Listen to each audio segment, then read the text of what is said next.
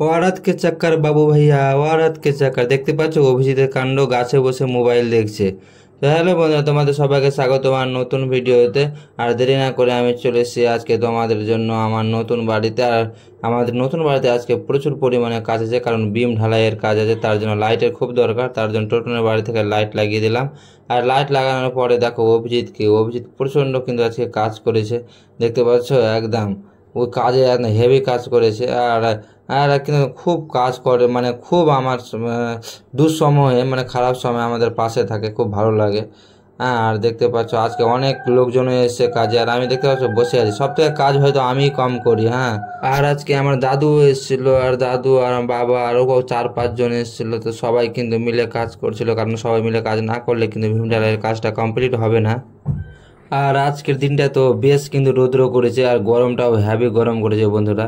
তার জন্য দেখতে পাচ্ছ প্রসেনজিৎরা মোবাইল দেখছে, আর চিরঞ্জিতও মোবাইল দেখছে। মানে এরা মোবাইল ছাড়া থাকতে পারে না, সবসময় মোবাইলই দেখে। আর আমি তোমাদের আমার ফেসটা দেখে দিলাম, আর লাইক করতে বলে দিলাম। অবশ্যই ভিডিওটা ভালো হয় লাইক করে দিবে। আর তারপরে আমি দেরি না করে চলে আসলাম আমাদের পুরাতন বাড়িতে খাবার নিতে চলে আসলাম, কারণ খাবার নিয়ে যেতে হবে। ওখানে অনেক লোকজন আছে, তাদের জন্য খাবার নিয়ে যেতে হবে। তার জন্য আমার মা খাবারগুলো প্যাক করে দিতে হলো ব্যাগে। আর দেখতে পাচ্ছ আমি ব্যাগে নিয়ে বেরিয়ে গেলাম রাস্তার দিকে। আর 2টো ব্যাগ নিয়েছি, কারণ অনেকজন আছে, তার জন্য 2টো ব্যাগই নিতে হবে, না হলে হবে না। তারপরে দেখো অভিজিৎ কিন্তু গাড়িটা নিয়ে বের হচ্ছে। আর এটা বাড়ি থেকে আমার ওটা বাড়ির দূরত্ব প্রায় 5 থেকে 6 কিলোমিটার। আর দেরি না করে আমি চলে আসলাম, আর আমি তাদের জন্য কিন্তু খাবার বাড়তে শুরু করলাম, কারণ আমার মা এসেছিল না আমার সাথে, আমি আর অভিজিৎ এসেছিলাম।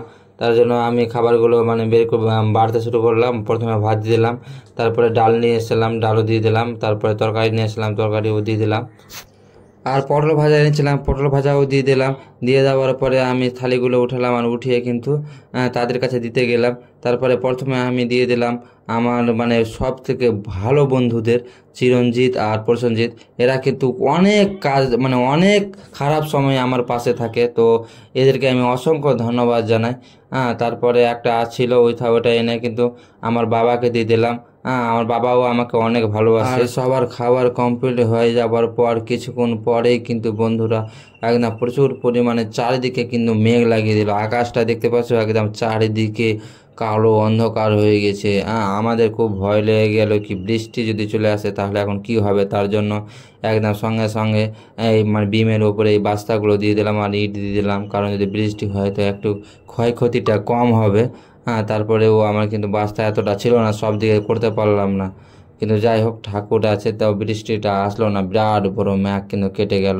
আর একেবারে কত একদম মশলা ছিল সবগুলো, কিন্তু যদি বৃষ্টি আসতো তাহলে সব কিছু আমাদের শেষ হয়ে যেত। তো যাই হোক, বৃষ্টিটা আসলো না। বাতাস প্রচণ্ড পরিমাণে উঠিয়ে দিল, দেখতে পাচ্ছ গাছগুলো কী লেভেলে বাতাস উঠিয়ে দিল। তারপরে অবশেষে কিন্তু আমাদের বিম ঢালা কমপ্লিট হলো, দেখতে পাচ্ছ এটাই শেষ একদম। এইটুকু ঢাললেই কিন্তু আমাদের একদম আজকে বিম ঢালা কমপ্লিট। আমি পুরোটা দেখাচ্ছি একদম সম্পূর্ণ, একদম একটা 3 কাঠা জমি, প্রায় ভালোই বড়।